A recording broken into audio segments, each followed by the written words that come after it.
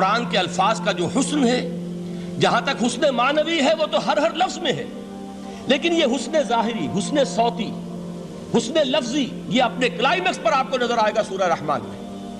لیکن قرآن میں یہ سورت اس اعتبار سے بھی ممتاز ہے، اس کی 4 آیات پر ذرا توجہ کریں گے، عجیب حقائق سامنے آئیں گے۔ جہاں یہ قرآن مجید کے حسن صوت اور حسن لفظی کی معراج ہے، وہیں اس کی پہلی 4 آیات میں 4 چوٹی کی چیزوں کا ذکر ہے، سب سے اونچی چیزیں۔ پہلی آیت کیا ہے؟ الرحمن۔ ایک آیت ہو گئی۔ رحمان کیا ہے؟ اللہ کا نام ہے۔ کبھی آپ نے غور کیا اللہ کے ناموں میں سب سے پیارا نام کون سا ہوگا؟ رحمان۔ کیوں؟ اس کا مادہ کیا ہے؟ رحمت۔ ہمیں سب سے بڑھ کر جس چیز کی ضرورت ہے وہ کیا ہے؟ رحمت خداوندی۔ نام اچھی طرح سن لیجئے اس حضور کے قول کو۔ حضور فرماتے کوئی شخص جنت میں مجرد اپنے عمل کی بنیاد پر داخل نہیں ہو سکے گا جب تک کہ رحمت خداوندی دستگیری نہ کرے۔ کسی صحابی نے بڑی ہمت اور جرأت کا ثبوت دیا کہ پوچھ لیا کیا حضور آپ بھی؟ جب آپ نے فرمایا کوئی شخص داخل نہیں ہو سکتا جنت میں محض اپنے عمل کی بنیاد پر جب تک کہ رحمت خداوندی جو ہے وہ دستگیری نہ فرمائے۔ پوچھا گیا کیا آپ بھی؟ آپ نے فرمایا ہاں میں بھی۔ آپ انداز کیجئے کہ اگر محمد الرسول اللہ بھی رحمت خداوندی کے ضرورت مند ہوں تو تاب دیگراں رسد ہماری تو سب سے بڑی ضرورت رحمت خداوندی ہے۔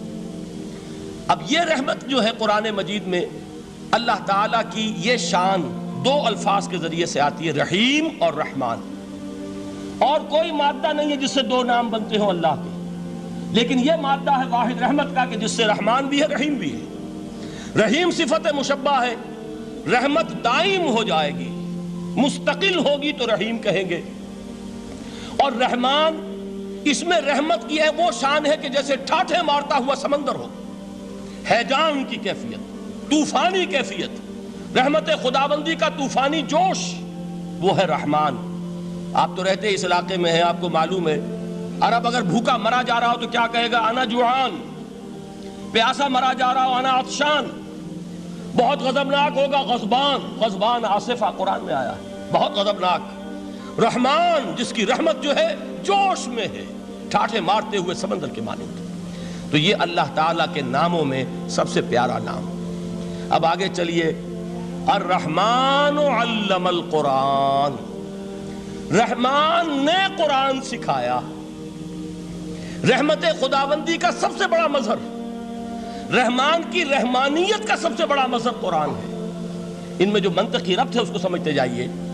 اچھا آپ یہ سوچئے، جو علم بھی انسان کو حاصل ہوا وہ کس نے دیا؟ اللہ نے۔ سائنس کا علم کس نے دیا؟ اللہ نے۔ علم آدم الاسماء کلہا، وہ علم الاسماء جو حضرت آدم کو دے دیا گیا تھا ازل میں، یہ اسی کا ظہور ہے، یہ اسی کی ایکسفولیشن ہے جو ہو رہی ہے اور ہوتی رہے گی ابھی۔ اور دوسرے علم ہے وہ کس نے دیے؟ اللہ نے دیے۔ لا یحیطون بشیء من علمہ الا بما شاء۔ مخلوق میں سے کوئی اللہ کے علم میں سے کسی شے کا احاطہ نہیں کر سکتا مگر وہ جتنا اللہ دینا چاہے۔ لیکن یہ کہ تمام علوم میں چوٹی کا علم قرآن۔ نوٹ کرتے جائیے، اب چوٹی کی چیزیں جمع کیجئے۔ اللہ کے ناموں میں چوٹی کا نام رحمان۔ اللہ نے جو کچھ انسان کو سکھایا اس میں چوٹی کا علم قرآن۔ خلق الانسان، انسان کو پیدا فرمایا۔ سوال یہ کہ حیوانات کو کس نے پیدا فرمایا؟ آسمان کس نے پیدا کیے؟ زمین کس نے پیدا کی؟ فرشتے کس نے پیدا کیے؟ کیا مطلب خلق الانسان؟ اس کی تمام مخلوقات میں اس کا کلائمیکس، اس کی تخلیق کی معراج، اس کے تخلیق کا نقطہ عروج انسان ہے۔ یہ ہے کہ جو مسجود ملائک بنا ہے۔ وَلَقَدْ كَرَّمْنَا بَنِي آدَمَ وَحَمَلْنَاهُمْ فِي الْبَرِّ وَالْبَحْرِ وَرَزَقْنَاهُمْ مِنَ الطَّيِّبَاتِ وَفَضَّلْنَاهُمْ عَلَىٰ كَثِيرٍ مِّمَّنْ خَلَقْنَا تَفْضِيلًا۔ تو تخلیق میں سب سے اونچی تخلیق انسان کی، علموں میں سب سے اونچا علم قرآن کا، اللہ کے ناموں میں سب سے اونچا نام رحمان۔